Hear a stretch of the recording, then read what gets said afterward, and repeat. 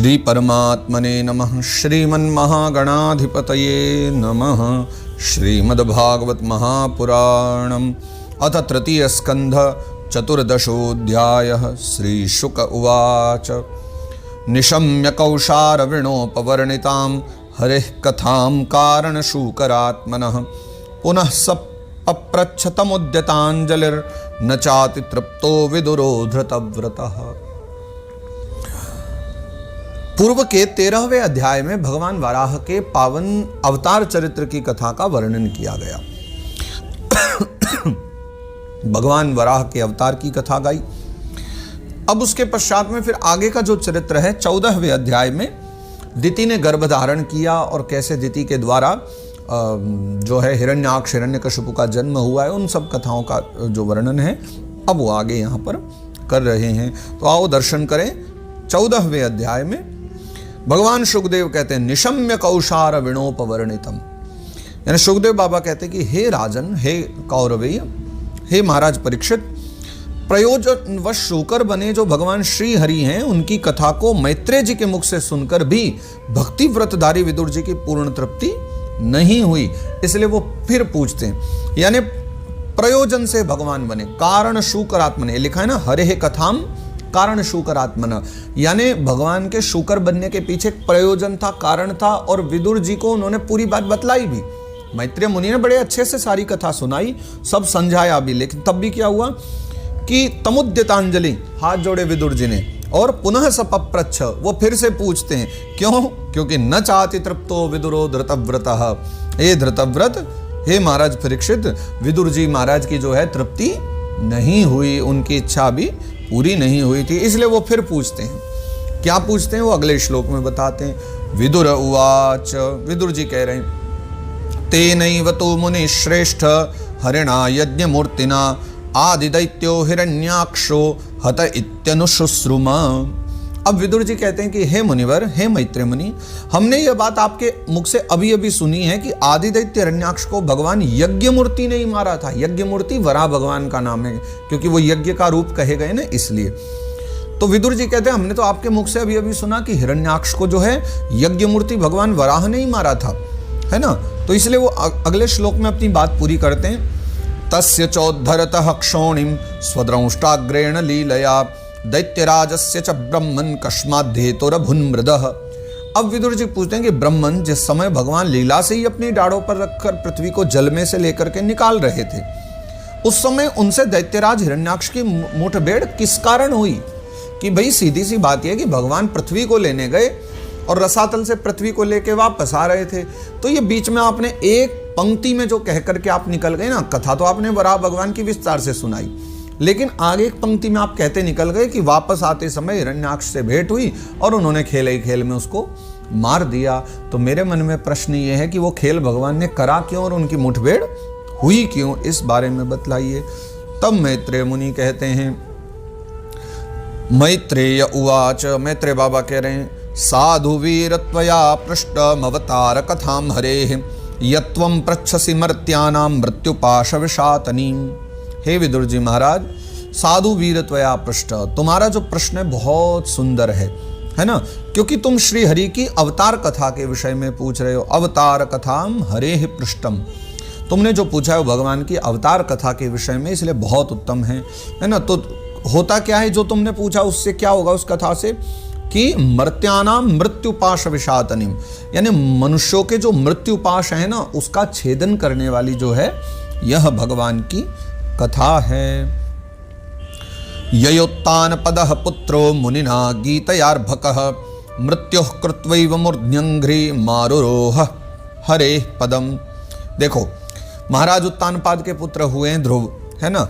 बालकपन में श्री नारद जी की सुनाई हुई हरि कथा के प्रभाव से इस मृत्यु के सिर पे पैर रखकर भगवान के परम पद पर आरूढ़ हो गए। ययोत्तान पद पुत्र, उत्तानपाद के जो पुत्र हैं, और मुनिना गीतयार्भक, नारद जी के द्वारा जो बनाए हुए थे, उन्होंने ही बनाया था नारद जी ने ध्रुव जी को, तो अन्यथा वो क्या थे, नारद जी के बनाने पर भक्त बने। तो गीत या अर्भक, अर्भक बालक को कहते हैं। मृत्यु कृत्वैव मूर्धन्यंघ्रि, उसके जो है ना मस्तक पर, जो भागवत जी में आगे चौथे स्कंद में चर्चा भी है, इससे अगले स्कंद में ही जहाँ लिखते भी तो है, मृत्योर मूर्धनि पदम दत्वा आरुरोहाद्भुतम ग्रहम। तो जो मृत्यु के सर पे पैर रख के भगवान के परम पद को चले गए, ऐसी कथा जो है अवतार कथा भगवान की कही गई है। अब आगे वो फिर कथा सुनाना शुरू कर देते हैं। अथात्रापीतिहासोऽयं श्रुतो मे वर्णितः पुरा ब्रह्मणा देव देवेन देवानामनुपृच्छताम्। पूर्व काल में जो है ना, एक बार इन्हीं वराह भगवान और हिरण्याक्ष के युद्ध के विषय में देवताओं के प्रश्न करने पर जो है देवादिदेव देव जो ब्रह्मा जी हैं, ब्रह्मा जी ने उन्हें जो है यह इतिहास सुनाया था। और उन्हीं के परंपरा से, परंपरा का मतलब ब्रह्मा जी ने उनको सुनाया, वहां से आगे गया, आगे से आगे गया, मुझ तक पहुंचा, और वही मैं आज आपको सुनाऊंगा। तो जो मैंने सुना है वो ऐसा इतिहास है। दितिर्दाक्षायणी क्षत्तर मारीचम कश्यपम पतिम अपत्य कामा चकमे संध्यायाम हृच्छयार्दिता। हे विदुर जी महाराज, तो एक समय जो है दक्ष की पुत्री दिति ने पुत्र प्राप्ति की इच्छा से जो है कामातुर होकर सायंकाल के समय ही अपने पति मरीचि नंदन कश्यप जी से प्रार्थना करी। यानी कश्यप जी की जो 13 पत्नियां हैं वो दक्ष की पुत्री हैं। 60 कन्याएं हुई दक्ष की, जिनमें से 13 कश्यप जी को ब्याही गई। तो मरीचि के पुत्र यानी मारीचम कश्यपम पति, जो है मरीचि के पुत्र जो कश्यप जी हैं, उनके सामने दितिर दाक्षायणी, दिति जो उनकी धर्म पत्नी है, अपत्य कामाचक में संध्यायाम रक्षयार्दितम, पुत्र की कामना करी। ये समय बिल्कुल गलत है। संध्या काल का जो है भजन के लिए समय होता है, पूजा पाठ का। लेकिन दिति ने आकर के पुत्र की कामना कश्यप जी के सामने उस समय रख दी। तब क्या हुआ? इष्ट्वाग्निजिह्वं पयशा पुरुषम यजुषाम पतिम निम्लोचत्यर्क आसीन मग्नगारे समाहितम। उस समय जो है कश्यप जी महाराज है ना, खीर की आहुतियों द्वारा अग्निजिह्व भगवान यज्ञपति की आराधना कर रहे थे, और आराधना करके जो है सूर्यास्त का समय जान अग्निशाला में ध्यानस्थ होकर बैठे थे। यानी जैसे ही संध्या काल हुआ तो कश्यप जी महाराज ने खीर की आहुति दी और यज्ञपति भगवान को आहुति दे करके फिर ध्यान लगा करके और यज्ञशाला में बैठे थे। तो इसी समय दिति ने आकर के फिर प्रार्थना करी। तो दिति क्या कहती है? फिर वो अपनी प्रार्थना करती हैं। दिति रहुवाच, दिति कह रही हैं, एष मां त्वत्कृते विद्वन् काम आत्तशरासनः दुनोति दीनां विक्रम्य रंभामिव मतंगजः। हे विद्वन, हे कश्यप ऋषि, मतवाला हाथी जैसे केले के वृक्ष को मशल देता है ना, रंभामिव मतंगजः। मतंगज शब्द, गज माने हाथी और मतंगज मतलब जो मतवाला हाथी होता है उसको मतंगज कहते हैं। तो जैसे मतवाला हाथी किसी केले के वृक्ष को मशल डालता है, अब उसके लिए कितना सहज होता है, उसी प्रकार जो यह धनुर्धर जो कामदेव है ना, ये कामदेव मुझ अबला पर जो है जोर जताकर मुझे आपके लिए बेचैन कर रहा है। ऐसी वो प्रार्थना करती हैं। तद भवान दह्यमानायाम सपत्नीनाम समृद्धिभिः प्रजावतीनाम भद्रम ते मय्यायुं तामनुग्रहम्। अपनी जो पुत्रवती सौतों की सुख समृद्धि देखकर मैं ईर्ष्या की आग से जली जाती हूँ। माता दिति कह रही हैं कि ये जो दनु के पुत्र हैं, अदिति के पुत्र हैं, है ना, सुरसा के पुत्र हैं, इन सब को देख देख करके ना मुझे एक डाह हो रही है, मुझे ईर्ष्या हो रही है कि वो सबकी सब पुत्रवती हैं और मेरे पुत्र नहीं हैं। अतः जो आप मुझ पर है कृपा कीजिए। प्रजावती नाम भद्रम ते और मय्यायुंता मनुग्रहम, मुझ पर कृपा कीजिए, आपका सदा कल्याण हो। भरतर्याप्तोरुमानानां लोकाना विशते यशः पतिर्भवद्विधो यासां प्रजया ननु जायते। जिनके गर्भ से आप जैसा पति पुत्र रूप से उत्पन्न होता है, ये दिति कह रही हैं कश्यप जी से कि जिनके गर्भ से, जिस स्त्री के गर्भ से आप जैसा पति पुत्र रूप से उत्पन्न होता है, वे ही स्त्रियां जो है अपनी पतियों से सम्मानित समझी जाती है ना, उनको वैसा सम्मान पाया, ऐसा समझा जाता है, पा रही हैं। उनका जो सुयश है पूरे संसार में जो है सर्वत्र फैल जाता है। लोकाना विशते यशः, पूरे संसार में उनका यश फैलता है कि देखो उन्होंने अपने पति के समान ही पुत्र पाया है। पुरा पितानो भगवान दक्षो दुहितृवत्सलः कम वृणीत वरम वत्सा इत्यपृच्छत नः पृथक। हमारे जो पिता हैं ना, दिति कह रही हैं कि हमारे जो पिता हैं महाराज दक्ष, अपनी पुत्रियों पर बड़ा स्नेह था, यानी उन महाराज दक्ष को हम सभी बेटियों पर बहुत स्नेह था। तो इसलिए जो है एक बार उन्होंने हम सबको अलग अलग बुलाकर पूछा कि तुम किसे अपना पति बनाना चाहती हो। यानी दक्ष महाराज भी सोचे, कितने ये युगों पुरानी बात है, ये कोई आज की बात नहीं। हम बात कर रहे हैं सतयुग की, और सतयुग की घटना है कि एक पिता अपनी पुत्रियों से पूछ रहा है कि बेटा तुम्हें किनसे विवाह करना है। ये उस समय की चर्चा है। तो पुरा पितानो भगवान दक्षो दुहित त्रिवत्सला, पुत्रियों को प्रेम करने वाले महाराज जो दक्ष हैं हमारे पिता, उन्होंने पूछा कि कम वृणीत वरम वत्सा इत्य पृच्छत नः पृथक, यानी एक एक को बुला बुला करके सबको जो है अलग अलग बुलाया और एक एक करके सबसे पूछा कि बेटियों, बेटी बताओ तुम्हें कौन चाहिए, तुम्हें कैसा पति चाहिए, तुम्हें तुम्हारे पति में क्या गुण होना चाहिए, या फिर ये बता दो कि तुम किसे पति बनाना चाहती हो, है ना, तुम्हें तुम्हारे हृदय में कुछ हो तो तुम बतलाओ। सविदित्वात्मजानां नो भावं संतान भावनः त्रयोदशा ददात्तासां यास्ते शीलमनुव्रताः। तो वे अपनी संतान की जो है ना सब प्रकार से चिंता रखते थे। दक्ष महाराज ऐसे नहीं थे कि मेरी जहां इच्छा होगी वहीं सबका विवाह करूंगा। वो तो पूरी 60 पुत्रियों पर बड़ा प्रेम रखते थे, स्नेह रखते थे। तो जो है फिर इसलिए उन्होंने एक एक से पूछा कि बताओ तुम कहाँ विवाह करना चाहती हो, और फिर हम सब ने अपने भाव उनको बताए। तो हमारा भाव जानकर उन्होंने उन 60 में से हम 13 पुत्रियों को, जो आपके गुण स्वभाव के अनुरूप थी, आपके साथ ब्याह दिया। अब ये सोचने की बात नहीं है, भगवान शंकर से विवाह कराया सती का, है ना, एक एक कन्या सबको दी, अग्नि को एक दी, भूत को एक दी, तार्क्ष कश्यप को एक दी, लेकिन कश्यप जी को 13 पत्नियां दी। क्यों? क्योंकि उन्होंने कन्याओं से ही पूछा तुम्हें पति कैसा चाहिए, ये बतलाओ। और जैसे ही फिर कन्याओं ने बतलाया ये गुण होना चाहिए, ये गुण होना चाहिए, तो उन्होंने सोच समझ के उसी हिसाब से फिर उनका विवाह किया। इसलिए अकेले कश्यप जी को 13 पुत्रियां दी दक्ष प्रजापति ने। तो वही यहाँ पर चर्चा है कि जो है फिर आपके गुण स्वभाव को देख करके ही हम 13 बहनों को आपके साथ ब्याह दिया। अतः मंगल मूर्ति, हमारी प्रार्थना सुनिए। फिर आगे कहती है महारानी दिति, अथ में कुरु कल्याण कामम कंज विलोचन आर्तोपसर्पणम भूमन नमोघम हि महीयसी।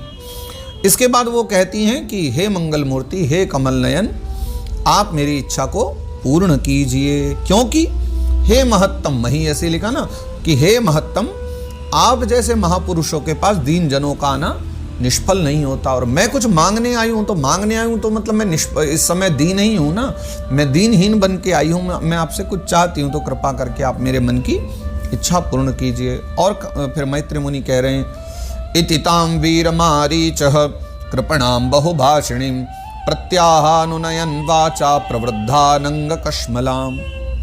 हे विदुर जी महाराज, वो जो दिति थी ना, काम के वेग से, कामदेव के वेग से बहुत बेचैन हो रही थी।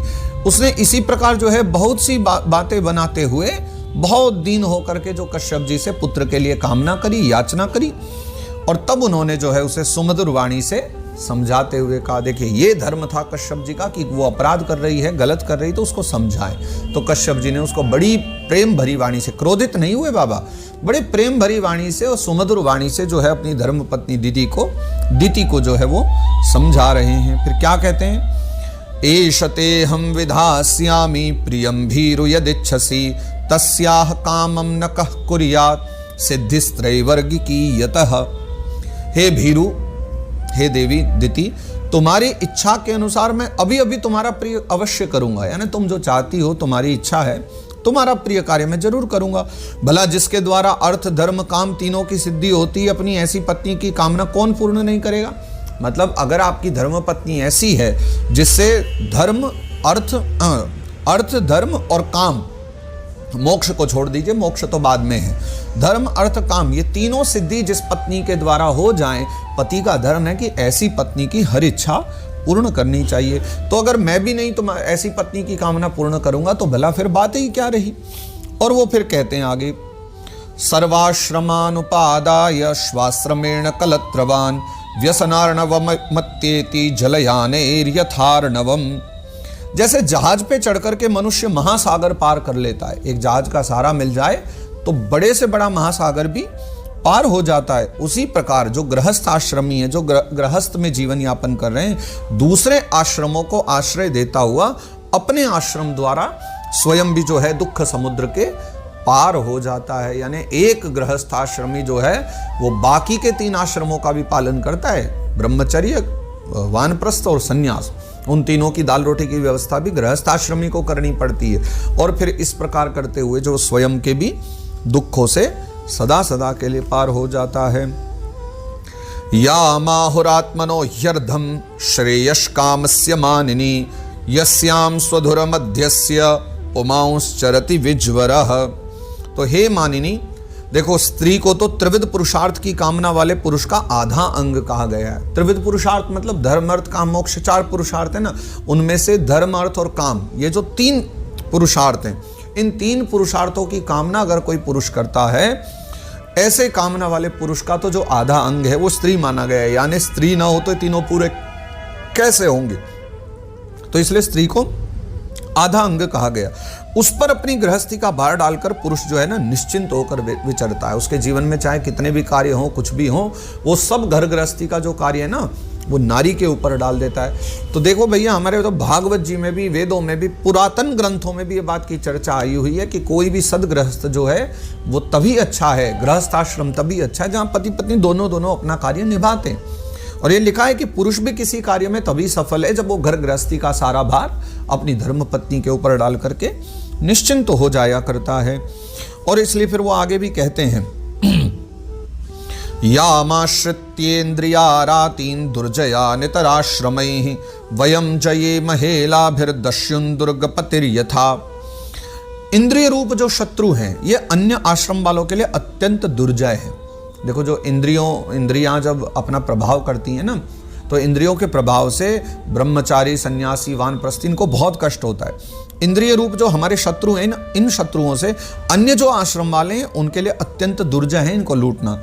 किंतु जिस प्रकार किले का स्वामी सुगमता से ही लूटने वाले शत्रुओं को अपने अधीन कर लेता है, उसी प्रकार जो है हम अपनी विवाहिता पत्नी का आश्रय लेकर इन इंद्रिय रूप शत्रु को सहज में ही जीत लेते हैं। कैसे कि देखिए, जैसे किले में कोई राजा रहता है, कोई लुटेरे आए, तो क्योंकि वो किले में रहने वाला जो व्यक्ति है उसको किले का भान है, उसको पता है किले में कहाँ से निकलना है, कहाँ से जाना है। चोरों को इतना थोड़ा ही ना पता है, तो वो बड़ी सहजता से उनको पकड़ सकता है, उनको हरा सकता है। ठीक वैसे ही जो इंद्रियां हैं उनको एक बार को सन्यासी भले ही ना जीत पाए, ब्रह्मचारी के लिए भी कठिन है, वानप्रस्थी के लिए भी बहुत ज्यादा कठिन है, लेकिन एक गृहस्थाश्रमी अपनी धर्म पत्नी के साथ होकर के बड़ी सहजता से इंद्रियों पर भी विजय पा लेता है। थोड़ी भैया जो आप सुन रहे हो, थोड़ी गहनता से इस बात को समझने का प्रयास करना। ब्रह्मचारी, सन्यासी और वानप्रस्थी के लिए इंद्रिय विजय उतना सहज नहीं है, जीतेंगे तो उनको कठिनता ज्यादा होगी, लेकिन गृहस्थाश्रमी अपनी धर्म पत्नी को साथ लेकर के इंद्रिय विजय कर सकता है। बड़ी सहज रूप से लिखते हैं यहाँ पर कि बड़ी सहजता से ही जो है जीत सकता है। यामाश्रित्येन्द्रिया वयम जये महेलाभिर। ठीक है ना। तो इस प्रकार से कश्यप जी जो है अपनी पत्नी धर्म पत्नी दिति को समझा रहे हैं। न वयम प्रभवस्ताम त्वा मनुकर्तुम गृहेश्वरी अप्यायुषा वा कार्त्स्न्येन ये चान्ये गुणग्रध्वनः। हे गृहेश्वरी, कितना अद्भुत वो उदाहरण दे रहे हैं और कितनी बढ़िया उन्होंने उपाधि दी है दिति को, गृहेश्वरी यानी घर की मालकिन। हे गृहेश्वरी, तुम जैसी भार्या के उपकारों का बदला तो हम अथवा कोई भी गुणग्राही पुरुष अपनी सारी उम्र में अथवा जन्म जन्मांतर में भी पूर्ण रूप से नहीं चुका सकते। ये बाबा जी कितने अद्भुत हैं। कोई बात कहनी थी तो सीधे सीधे भी कह सकते थे, लेकिन अपनी विद्वत्ता का परिचय देते हुए धर्मपत्नी को समझा भी रहे और कह भी रहे कि हे गृहेश्वरी, तुमने जो किया है, तुम जैसी जो भार्या है, उसके उपकारों का बदला कोई भी पुरुष नहीं चुका सकता। कोई भी जो गुणग्राही पुरुष है ना, अपनी सारी उम्र में या जन्म जन्मांतर में भी दोबारा भी जन्म ले ले, तब भी तुमने जैसी हमारी सेवा करी है, उसका जो कर्ज है वो ऋण नहीं चुका सकता है। इतना तुम करने वाली हो, है ना। और अब घुमा फिरा करके जो उनको कहना था उन्होंने कह दिया। मूल बात पे आ रहे हैं कि एक्चुअल बात क्या है। देखो, बात ये थी कि कश्यप जी अभी चाहते नहीं थे, क्योंकि ये संध्या काल का समय, ये पूजा पाठ का समय है, तो वो अपनी पत्नी को समझाना चाहते थे, पर सीधा सीधा कह देते कि देवी नहीं, अभी नहीं, तो शायद वो नाराज भी हो जाती, या हो सकता है पति पत्नी में फिर थोड़ा आपसी संबंध खराब होते। या बाबा जी तो बहुत चतुर है ना, सभी पत्नियों को प्रसन्न भी रखते हैं, तो उन्होंने घुमा फिरा करके पहले खूब प्रशंसा करी, अच्छी अच्छी बातें कही। अब जो मेन मुद्दे की बात है उस पर वो 21वें श्लोक में आ रहे हैं। अथापि काममेतं ते प्रजात्यै करवाण्यलम् यथा माम नाति वोचन्ति मुहूर्तम प्रतिपालय। अब कश्यप जी कह रहे हैं तो भी तुम्हारी ये जो संतान प्राप्ति की इच्छा है ना, इसको मैं यथाशक्ति अवश्य पूरा करूंगा। प्रजात्यै करवाण्यलम, चिंता न करो, मैं जरूर इस इच्छा को पूरा करूंगा, लेकिन यथा माम नाति वोचन्ति मुहूर्तम प्रतिपालय। अब कश्यप जी मुख्य बात पर आए हैं कि अभी तुम जो है ना मुहूर्तम प्रतिपालय, बस एक मुहूर्त तक के लिए रुक जाओ। क्यों? क्योंकि अभी तुम एक मुहूर्त ठहर जाओ जिससे लोग मेरी निंदा न करें। लोग क्यों निंदा करेंगे कि बताओ इतने बड़े महर्षि और जो है संध्या काल में ऐसे अपराध कर रहे हैं। तो वो कहते हैं कि हे दिति, तुम एक मुहूर्त के लिए बस ठहर जाओ, एक मुहूर्त में संध्या काल निकल जाएगा और उसके बाद तुम्हारी सब इच्छा मैं पूर्ण करूंगा। और आगे वो कहते हैं, एषा घोर तमावेला घोराणाम घोर दर्शना चरंती यस्याम भूतानि भूतेशानुच्चराणि। देखिए, ऐशा घोर तमावेला, यह जो समय है ना, यह अत्यंत घोर समय है। कैसा? घोराणाम घोर दर्शना, यानी राक्षसादि जो घोर जीव है ना, ये उनका समय है। ये राक्षसादि जो घोर जीव होते हैं उन जीवों का समय है, और ये देखने में भी बहुत घोर है। घोर यानी भयानक है। घोर दर्शना, संध्या काल का समय ऐसा ही तो होता है, घनघोर भयानक। तो देखने में भी जो भयानक है, इसलिए उसको घोर दर्शना कहा गया है। चरंती यस्याम भूतानि भूतेशानुचराणि है। देखो, इसमें यानी ये जो संध्या काल का समय, इस समय भगवान जो भूतनाथ हैं उनके जो गण हैं, तो भूतनाथ भगवान के गण कौन हुए? भूत प्रेत। तो ये भूत प्रेत आदि जो है ना, वो सब घूमते रहते हैं। चरंती यस्याम भूतानि भूतेशानुचराणि, वे सब के सब विचरण किया करते हैं। इसलिए देवी, ये संध्या काल का समय है, तो ज्यादा नहीं, एक मुहूर्त मात्र के लिए अभी आप ठहर जाइए। एतस्यां साध्वी संध्यायां भगवान भूत भावनः परीतो भूत पर्षद्भिर वृषेणाटति भूतराट। हे साध्वी, यह जो संध्या काल है, इस संध्या काल में भूत भावन भूतपति जो भगवान शंकर है, कितने अद्भुत अद्भुत नाम लिए उनके। एतस्यां साध्वी संध्यायां भगवान भूत भावन, भूत भावन यानी शंकर भगवान, परितो भूत पर्षद्भिर वृषेणाटति भूतराट, यानी संध्या काल में, सायंकाल के समय में भूत भावन भूतपति जो भगवान शंकर हैं, वो अपने गण भूत प्रेतादि को साथ लेकर जो है ना, और बैल पर चढ़ करके वृषेणा अटति भूतराट, यानी बैल, वृष कहते हैं बैल को, तो बैल पर बैठ करके और संध्या काल के समय में भगवान शंकर जो है भूत प्रेतों को लेके विचरण किया करते हैं। इसलिए संध्या समय में भजन बहुत आवश्यक होता है, भजन करना चाहिए। और कैसे भगवान घूमते हैं उसके बारे में भी थोड़ा लिखते हैं। श्मशान चक्रानिल धूलि धूम्र विकिरण विद्योत जटा कलापः भस्मा वगुंठा मल रुक्म देहो देवस्त्रिभि पश्यति देवरस्ते। कैसा स्वरूप होता है जब भगवान शंकर संध्या काल में अपने भूत प्रेतों के संग निकलते हैं, जिनका जटा जूट स्मशान भूमि से उठे हुए बवंडर की धूलि से है ना धूसरित होकर देदीप्यमान होता है। यानी वो स्मशान से निकलते हैं तो स्मशान की जो राख है वो उड़ करके उनकी जटाओं में लग गई हैं। श्मशान चक्रा नील धूलि धूम्र, यानी वो जो धूलि है और धूम्र है उससे पूरी उनकी जटाजूट विकीर्ण हो गई है, सबके सब लग गई। विकीर्ण विद्योत जटा कलापः, दैदीप्यमान हो रही हैं भगवान महादेव की जटाएं, जिनके सुवर्ण कांतिमय गौर शरीर में भस्म लगी हुई है। भस्माव गुंठा मल रुक्म देहो, भगवान का जो शरीर है उस पूरे में जो है ना भस्म लगी हुई है कांतिमय शरीर में। और वो तुम्हारे जो देवर हैं है ना, महादेव जी, यानी एक रिश्ते से संबंध से वो देवर भी लगते हैं और स्वसुर भी लगते हैं। दो रिश्ते हैं दिति माता के, क्योंकि उन्हीं की बहन भी है, तो और जीजाजी भी लगे क्योंकि बहन है और बहन के पति महादेव हैं। तो इसलिए कहते हैं तुम्हारे जो वो जीजाजी भी हैं, यानी भगवान शंकर महादेव अपने सूर्य चंद्रमा और अग्नि 3 नेत्रों से सभी को देखते रहते हैं। लिखते हैं देवस्त्र भी पश्यति देवरस्ते, जो हम लोग कथाओं में चर्चा भी करते हैं कि सूर्य चंद्र भगवान शंकर के नेत्र हैं, लेकिन महादेव को तो 3 नेत्र है ना, तो तीसरा कौन सा है? एक तो सूर्य एक चंद्र है, तीसरा नेत्र वो अग्नि का रूप माना गया है। 2 नेत्र हैं सूर्य और चंद्र, और तीसरा जो नेत्र है भगवान शंकर का वो अग्नि का माना गया। इसलिए लिखते हैं देवस्त्र भी पश्यति देवरस्ते, तो चलते हुए भगवान यानी जटाओं में पूरे में भस्म लग गई, श्मशान की पूरे शरीर में भस्म लगी है, बैल पर बैठे हैं, पीछे हु हा करते हुए सारे भूत प्रेत भागे जा रहे हैं संध्या काल में। और तब भगवान अपने 3 नेत्रों से चारों ओर जो है सबको देखते रहते हैं। इस समय इसलिए संध्या काल में, ऐसे समय में तुम एक मुहूर्त के लिए रुक जाओ, क्योंकि ये समय वही चल रहा है जिस समय भगवान विचरण करते हैं। बस भगवान का विचरण हो जाए, रात्रि शुभारंभ हो जाए तो मैं तुम्हारी इच्छा पूर्ण करूं। फिर वो आगे कहते हैं, नयस्य लोके स्वजनः परो वा नात्याद्रतो नोत कश्चिद् विगर्ह्यः वयं व्रतैर्यच्चरणापविद्धा मा शास्महे जाम्बत भुक्त भोगाम। संसार में उनका कोई जो है ना अपना या पराया नहीं। किनका? शंकर महादेव का, भगवान शंकर का, उनका कोई अपना पराया नहीं।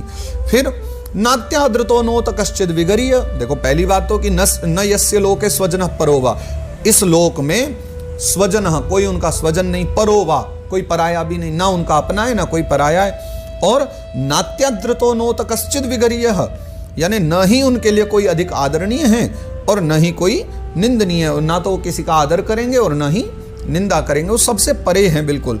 वयं व्रतैर्यच्चरणापविद्धा, यानी हम लोग तो अनेक प्रकार के जो व्रतों का पालन करते हैं, व्रतों का पालन करके उनकी माया को जो है ना ग्रहण करना चाहते हैं, जिसे उन्होंने भोग करके लात मार दी है। कितनी अद्भुत बात कह रहे हैं ना ये कश्यप जी महाराज।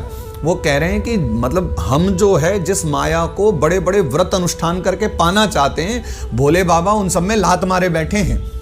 हम जिनको पाने के लिए पगलाए जा रहे हैं कि हमें वो माया मिल जाए, ये माया मिल जाए, बाबा जी ने उन सबको लात मार रखी है। बाबा जी उन माया से बिल्कुल बिल्कुल दूर बैठे हुए हैं। यस्यानवद्याचरितं मनीषिणो गृणन्ति विद्या पटलं बिभित्सवः निरस्तशाम्यातिशयोऽपि यत् स्वयं पिशाचचर्यामचरद गतिः सताम। देखो जो विवेकी पुरुष हैं वो अविद्या के आवरण को हटाने की इच्छा से उनके निर्मल चरित्र का गान किया करते हैं। यानी अविद्या का जो पर्दा है, अज्ञान का पर्दा है, उसको हटाने के लिए भगवान महादेव के जो है चरित्र का गान किया करते हैं बड़े बड़े विवेकी पुरुष, विद्वान पुरुष। उनसे बढ़कर तो क्या, उनके समान भी कोई नहीं। अगर कोई पूछे महादेव से बड़ा कौन है, अरे भैया ये बाद में पूछना, पहले पूछो उनके बराबर कौन है। उनसे ऊपर तो छोड़ो, उनके बराबर भी कोई नहीं है महादेव के बराबर। और उन तक केवल सत्पुरुषों की पहुंचे है ना, दुष्पुरुष जो हैं, दुर्जन पुरुष हैं, उनकी पहुंच ही नहीं है भगवान तक, तो महादेव तक। यह सब होने पर भी वे पिशाचों का सा आचरण करते हैं। बताओ इतनी महिमा हम लोग गा रहे हैं महादेव की, लेकिन कश्यप जी क्या कह रहे हैं कि बोले इतना सब होने के बाद भी वो पिशाचों की तरह सदा रहा करते हैं। इतनी सारी महिमा उनकी है। जब भी हसन्ति यस्याचरितं हि दुर्भगाः स्वात्मन् रतस्या विदुषः समीहितं यैर्वस्त्रमाल्याभरणानुलेपनैः स्वभोजनं स्वात्मतयोपलालितं। यह जो नर शरीर है ना, ये कुत्तों का भोजन है। कुत्ते ही तो खा जाते हैं इसे। नर शरीर जो है कुत्तों का भोजन है।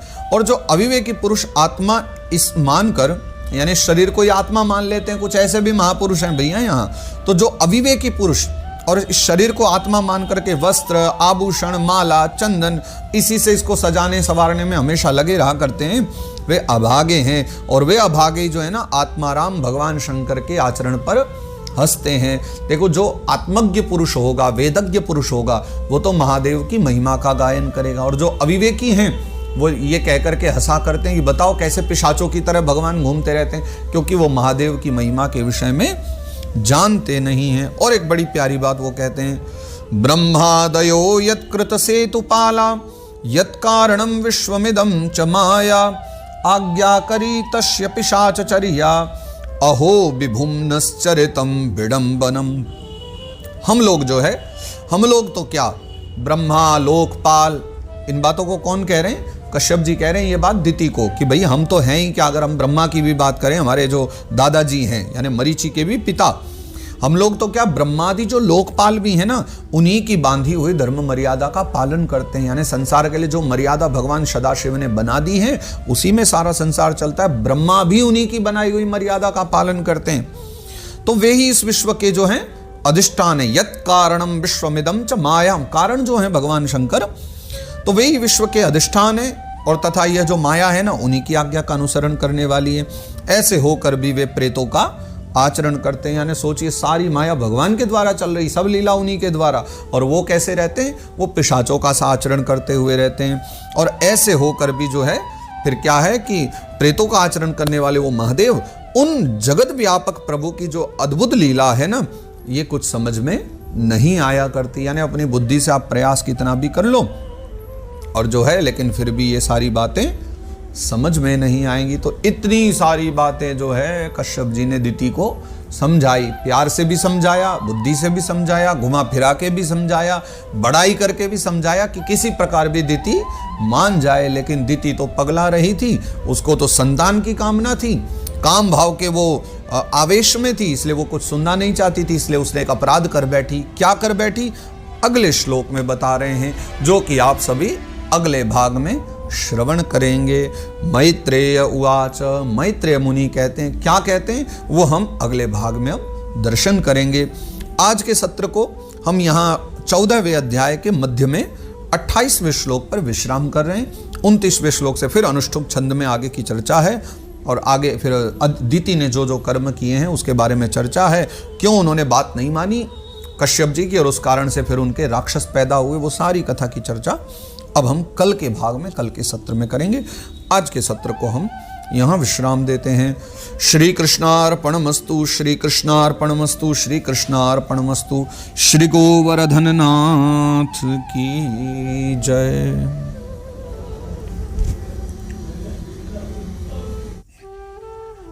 श्री राम।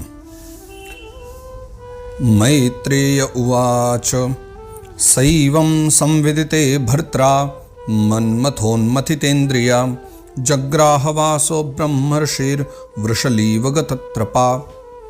अब मैत्रेय जी श्री विदुर जी महाराज को समझा रहे हैं कि देखिए, हमने इस पूरे 14वें अध्याय में जो विभिन्न श्लोकों में चर्चा करी है, उसमें श्री कश्यप जी महाराज ने दिति को संध्या काल के समय में समागम करने से रोका और बहुत प्रकार से समझाया, अच्छी प्रकार से समझाया कि संध्या काल का समय भूत प्रेत पिशाचों का है, जिसमें भगवान महादेव अपने दिव्य रूप के साथ विचरण किया करते हैं।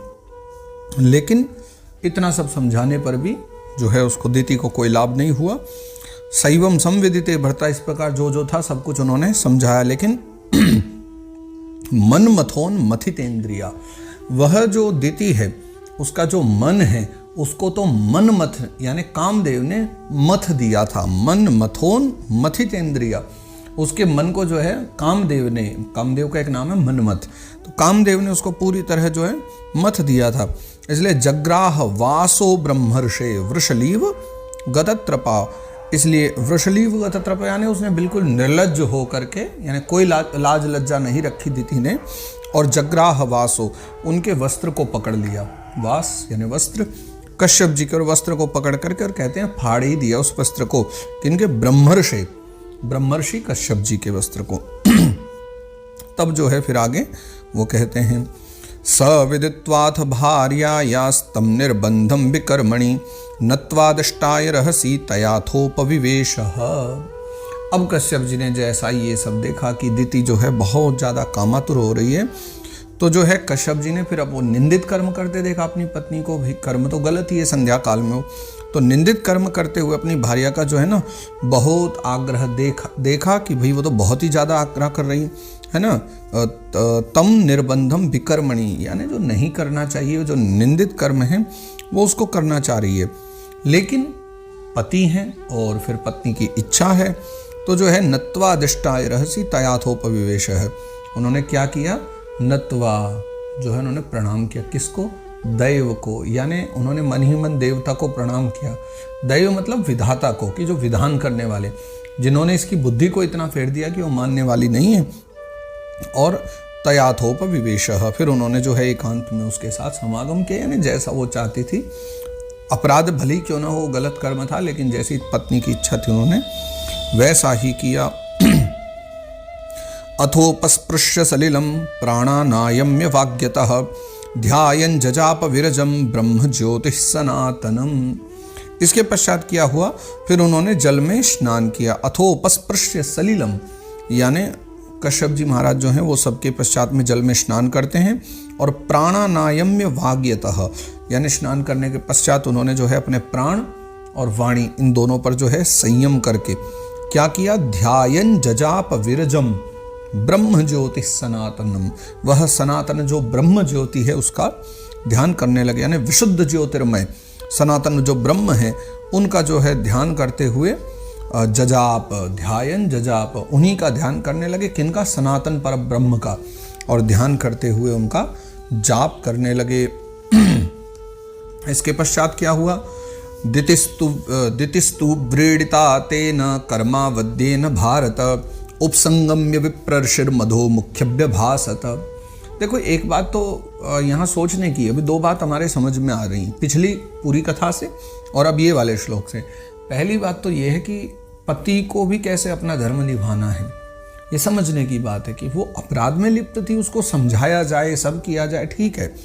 लेकिन मान लीजिए कि अभी वो इतना समझाने के बाद भी वो समझ नहीं पा रही है, तो कश्यप जी ने अपराध जानते हुए भी अपनी पत्नी का साथ दिया। वो गलत कर रही थी, लेकिन उसकी इच्छा थी, वो काम से दग्ध हो रही थी, तो इसलिए उन्होंने उसकी इच्छा पूरी करी।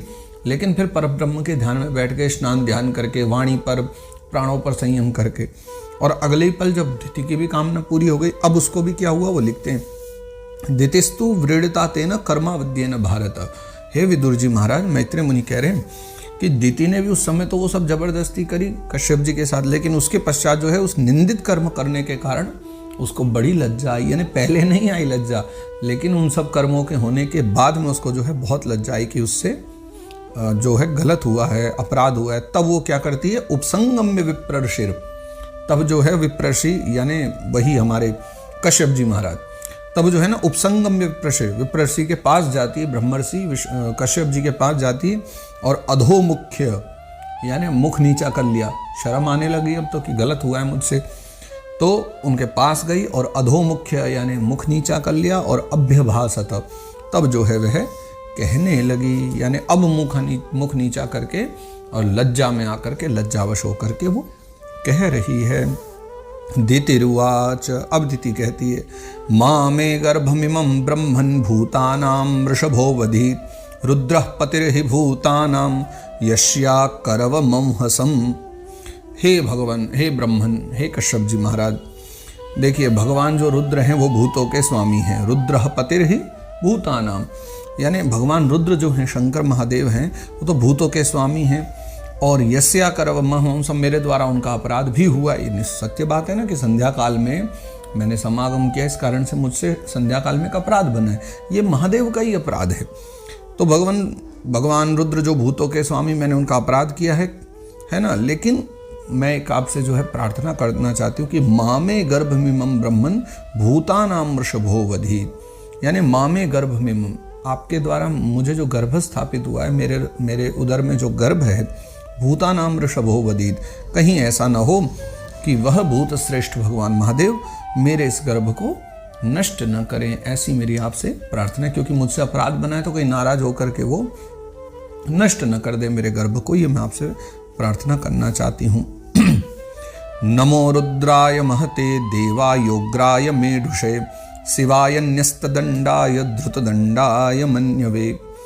देखिए, नमो रुद्राय महते, यानी वो प्रणाम कर रही हैं भगवान महादेव को कि मैं भक्तवांछा कल्पतरु, वह जो उग्र रूप हैं, जो रुद्र रूप हैं, जो महादेव हैं, उनको नमस्कार करती हूँ। नमस्ते रुद्राय महते, वह महान भगवान रुद्र देवायोग्राय मेढुषे, यानी वही उग्र स्वरूप हैं, भक्तवांछा कल्पतरु हैं, है ना, सब करने वाले हैं, उनको जो है ना मैं बारंबार प्रणाम करती हूँ। शिवाय न्यस्तदंडाय धृतदंडाय मन्यवे, साथ ही वो ये भी कह रहे हैं कि वो सत्पुरुषों के लिए तो है कल्याणकारी और जो है दंड देने के भाव से बिल्कुल रहित है। मतलब कल्याणकारी पुरुष सामने आ, सत्पुरुष सामने आ जाए तो कल्याण करने वाले हो जाते, दंड का सोचते भी नहीं। लेकिन दुष्टों के लिए तो क्रोध मूर्ति दंड पाणी है, यानी धृत दंडाय मन्यवे। सीधी सी बात है, दुष्ट व्यक्ति उनके सामने आ जाए फिर तो जो है वो क्रोध मूर्ति है बिल्कुल, फिर तो दंड देने में, दंड उनके हाथ में रहता है, फिर तो दंड पाणी नाम हो जाता है उनका। तो इसलिए फिर वो आगे कहती हैं, स नः प्रसीदतां भामो भगवानुर्वनुग्रहः व्याधस्याप्यनुकंप्यानां स्त्रीणां देव सती पतिः। देखिए, सनः प्रसीदतां भामो भगवानुर्वनुग्रह, अब वो आ गई हैं क्या कहने की, अब तो मैं नारी हूँ। तो वो कहती हैं हम स्त्रियों पर तो जो है व्याध भी दया करते हैं, यानी जो व्याध भी हैं, शिकारी हैं, वो भी स्त्रियों पर तो एक बार को दया कर दिया करते हैं, उनको छोड़ देते हैं। फिर ये तो साक्षात महादेव हैं। तो वो कहती हैं फिर वह जो सती के पति हैं, स्त्रीणाम देवा सतीपति, फिर वह सतीपति जो हैं मेरे बहनोई और परम कृपालु हैं, यानी मेरे तो बहनोई भी लगते हैं भोले बाबा। क्यों? क्योंकि दिति की ही तो वो हैं, ये बहन है ना सती, तो वो तो बहनोई लगे रिश्ते में भी। वो भी दक्षपुत्री हैं, वो भी दक्षपुत्री हैं। कहती वो तो मेरे बहनोई भी लगते हैं ना, व्यादस्यानुकंप्यानु, यानी व्याद भी दया करते हैं, फिर ये तो खुद मेरे बहनोई लगते हैं।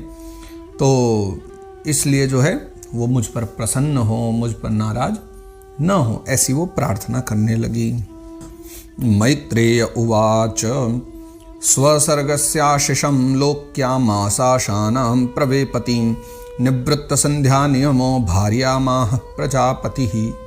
फिर मैत्रेय मुनि कहते हैं हे विदुर जी, निवृत्त संध्या नियमो, फिर संध्या काल में जो है वो तो ध्यान कर रहे थे परब्रह्म का, फिर उन्होंने अपने जो है संध्या वंदन आदि पूर्ण करी, सारी पूजा पाठ आदि से वो निवृत्त हुए अपनी संध्या वंदन करके, और जो है भार्याम आह, फिर वो अपनी पत्नी से कहने लगे। कौन? कश्यप जी महाराज। क्यों कह रहे हैं? क्योंकि स्वसर्गस्याशिषं लोक्यम आशासानां प्रवेपतिं, यानी उन्होंने देखा कि वह जो दिति है वो थर थर काँप रही है, बहुत दुखी हो रही है अपनी प्रजा के बारे में, है ना। स्वसर्गस्याशिषं यानी स्वसर्ग यानी अपनी संतान, अपनी संतान के आशीष के लिए, लौकिक परलौकिक सुखों के लिए, भविष्य में होने वाले उसकी जो संतान है उनकी उन्नति के लिए, कहीं महादेव कुछ गड़बड़ न कर दे उसकी संतान के साथ, तो इसलिए जो है ना वो बहुत ज़्यादा प्रवेपति यानी दुखी हो रही है, कहीं थर थर काँप रही थी। तो फिर निवृत्त संध्या नियमों, संध्या आदि से नियमों से निवृत्त होने के पश्चात कश्यप जी ने भार्यामाह प्रजापति, फिर जो है उन्होंने अपनी पत्नी को कहा। क्या कहते हैं वो अब कश्यप जी की वाणी हम सुनते हैं।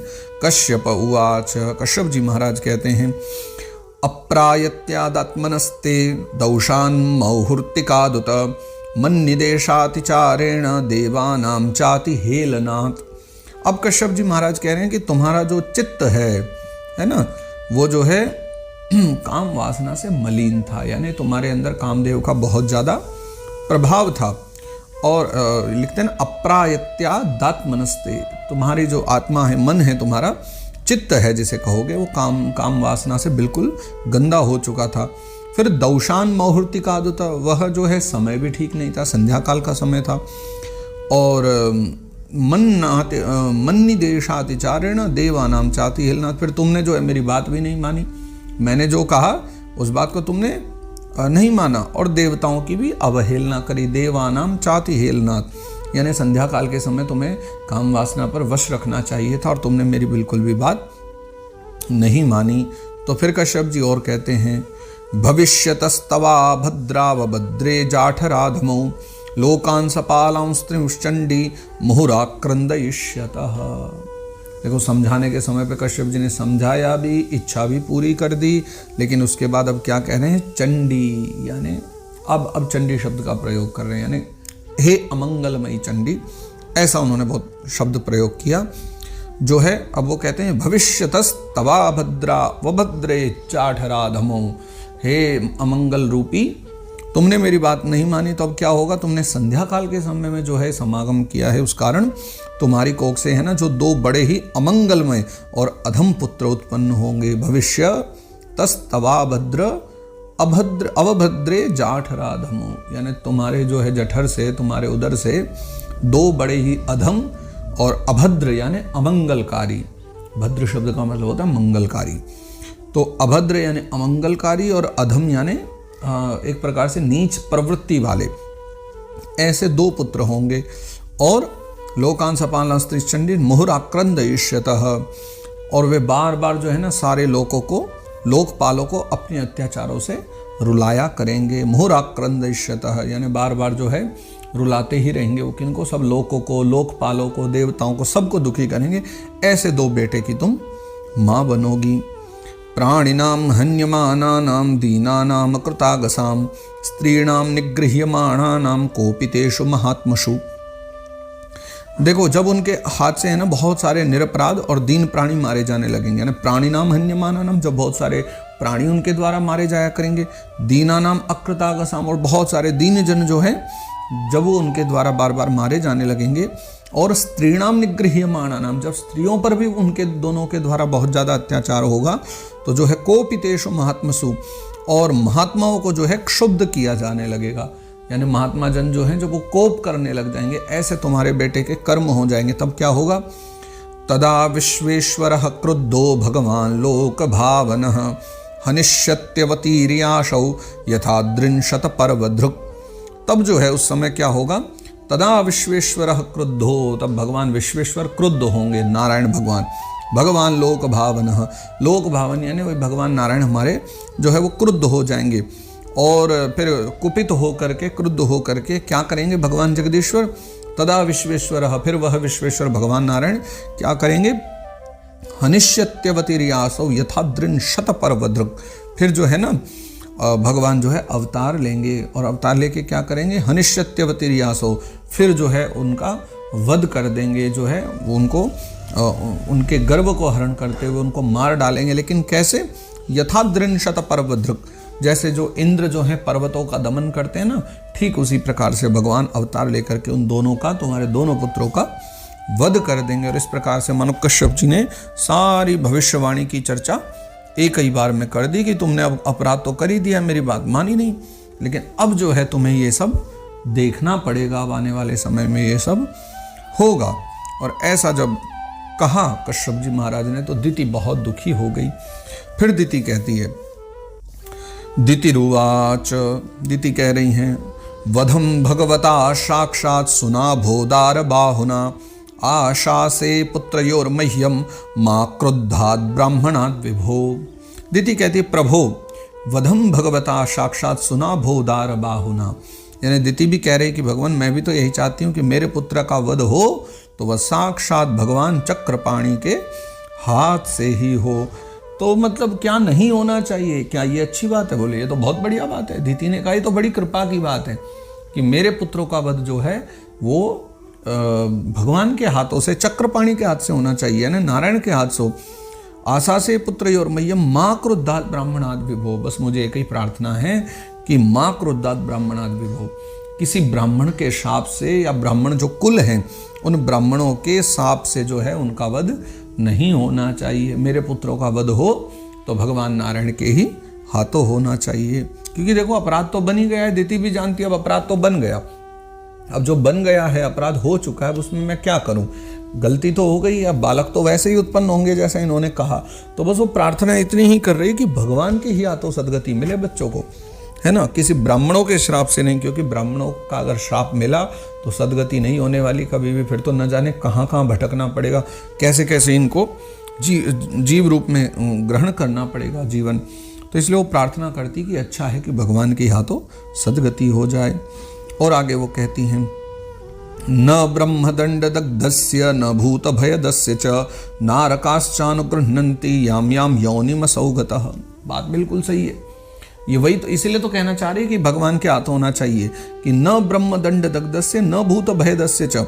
देखिए जो जीव जो है ना ब्राह्मणों के शाप से दग्ध हो जाता है, यानी मर जाता है या शाप से जल जाता है, अथवा प्राणियों को जो भय देने वाला होता है, वह किसी भी योनि में जाए उस पर नार की जीव भी दया नहीं करते। नारकाश्चानुगृह्णन्ति याम याम योनिमसौगतः, वो चाहे किसी भी योनि में चला जाए, नरक में रहने वाले जो जीव है ना वो भी उसको ग्रहण नहीं करते। जिनको ब्राह्मण कुल का श्राप मिल जाता है, ब्राह्मणों का श्राप मिल जाता है, तो उनको तो जो नारकीय जीव है यानी नरक में पड़े हुए जीव हैं, वो नारकीय जीव भी उसको पसंद नहीं करते।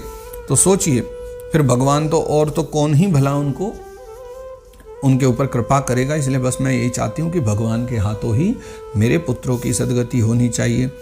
तब जो है अपनी धर्मपत्नी को शौक करते देखकर, पश्चाताप करते देखकर जो है कश्यप जी को प्रसन्नता भी हुई कि चलो कम से कम अपराध का मार्जन तो कर रही है। एक तो कुछ लोग ऐसे होते हैं अपराध भी करते हैं और फिर मानते भी नहीं, कम से कम मान तो रही है। इसलिए कश्यप जी कहते हैं, कश्यप उवाच कृतशोकानुतापेन सद्यः प्रत्यवमर्शनात् भगवत्युरुमानाच्च भवे मय्यपि चादरात्। अब कश्यप जी कहते हैं, देवी देखो तुमने अपने किए पे जो है शोक और पश्चाताप दोनों ही कर लिया है। किसी भी अपराध का शोक किया जाए और शोक के साथ पश्चाताप किया जाए। सिर्फ शोक नहीं, शोक भी करो, अगर गलती हो जाए तो यानी दुखी भी हो जाओ कि हाँ भाई गलत हुआ है, लेकिन उसका पश्चाताप भी करो। अब तुम किसी को थप्पड़ मार दो और बैठ के फिर दुखी रहो, रे थप्पड़ मार दिया ना भैया, पश्चाताप भी करो, क्षमा मांगो सामने वाले से। तो ये दोनों चीजें जरूरत होती है, तभी जो है पाप का शोधन होता है। तो कृत शोकानुतापेन, तुमने जो है शोक भी किया और फिर उसके पश्चात जो है पश्चाताप का भी प्रकट किया है। तो इसलिए है भगवत्युरुमाना च भवे मय्यपि चादरात।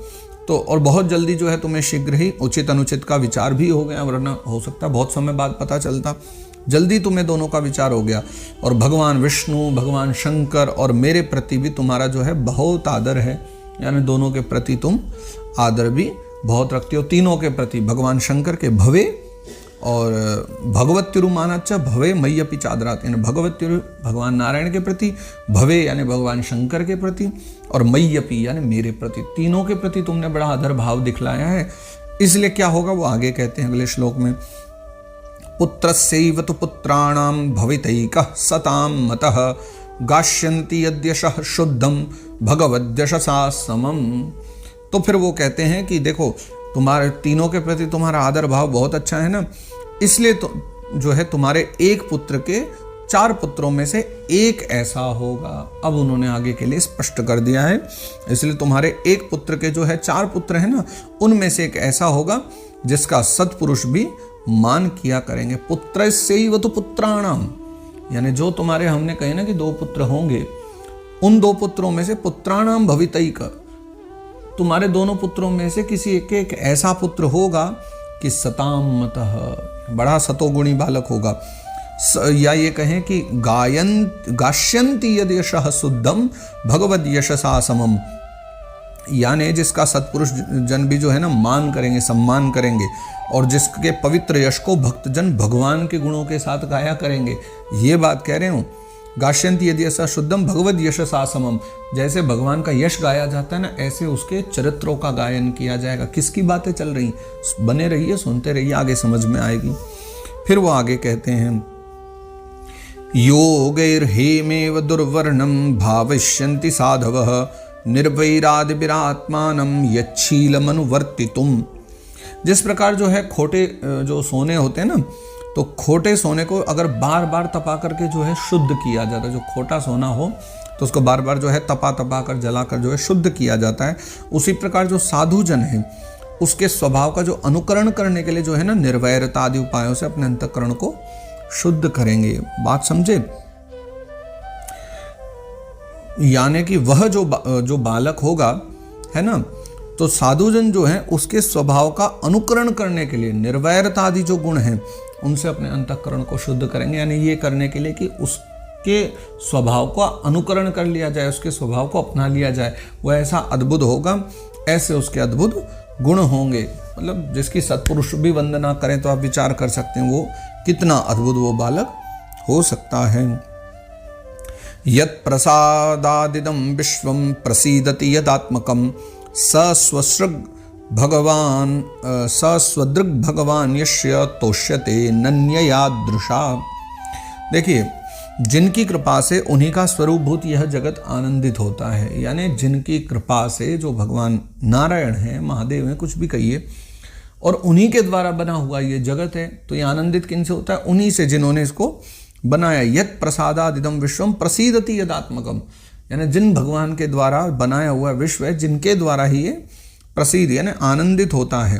स स्वदृक् भगवान यस्य तोष्यते नन्यया दृशा, वे जो स्वयं प्रकाश भगवान हैं वह भी जो है ना उसकी भक्ति से, अनन्य भक्ति से जो संतुष्ट हो जाएंगे। यानी उस बालक के जो, इनका जो एक बालक होगा, उन कई बालक होंगे, उनमें से एक बालक ऐसा होगा जो भगवान का परम भक्त होगा, उसके अनन्य भक्ति से जो है ना भगवान भी संतुष्ट हो जाएंगे। मेरे विचार से आप समझ गए होंगे किस भक्त की चर्चा चल रही है, कौन आखिर वो होने वाला है। सवै महाभागवतो महात्मा महानुभावो महतां महिष्ठः प्रवृद्ध भक्त्या ह्यनुभाविताशये निवेश्य वैकुंठमिमं विहास्यति। कश्यप जी कह रहे हैं कि हे दिति, वह जो बालक है ना बहुत भगवत भक्त होगा, महाभागवतो महात्मा यानी महात्मा होगा, भगवत भक्त होगा, और महानुभावो यानी उदार हृदय वाला होगा, महता महान होगा, महिष्ठ है ना, जो है वो महान पुरुषों का भी पूज्य होगा। प्रवृद्ध भक्त्या यनुभाविताशय निवेश्य वैकुंठ में मम विहास्यति, महान पुरुषों का भी पूज्य हो जाएगा, यानी बड़े बड़े लोग उसकी पूजा करेंगे। प्रौढ़ भक्ति भाव से विशुद्ध भावान्वित हुए जो है अंतःकरण में वो भगवान को स्थापित कर लेगा, और एक दिन जो है देहाभिमान को त्याग देगा, यानी देहाभिमान को त्याग के साक्षात भगवान नारायण को हृदय में विराज लेगा, भगवान को ही अपने हृदय में धारण कर लेगा। और क्या गुण होंगे उसके? अलम्पटः शीलधरो गुणाकरो रुष्टः परर्ध्या व्यथितो दुःखितेषु अभूत शत्रुर्जगतः शोकहर्ता नैदाघिकं तापमिवोडुराजः। वह जो है ना विषयों से अनासक्त होगा। अलम्पट, लंपट नहीं होगा बिल्कुल भी, अलम्पट यानी विषयों से अनासक्त होगा। शीलधरो यानी शीलवान होगा। गुणा करो यानी गुणों का तो भंडार होगा। हृष्टः परर्ध्या, हृष्टः परर्ध्या यानी दूसरों की प्रसन्नता में प्रसन्न, या कहो दूसरों की समृद्धि में प्रसन्न। परर्ध्या यानी परर्ध्या यानी दूसरे लोगों की जो संपत्ति उसको देख करके हृष्ट यानी प्रसन्न हो जाने वाला।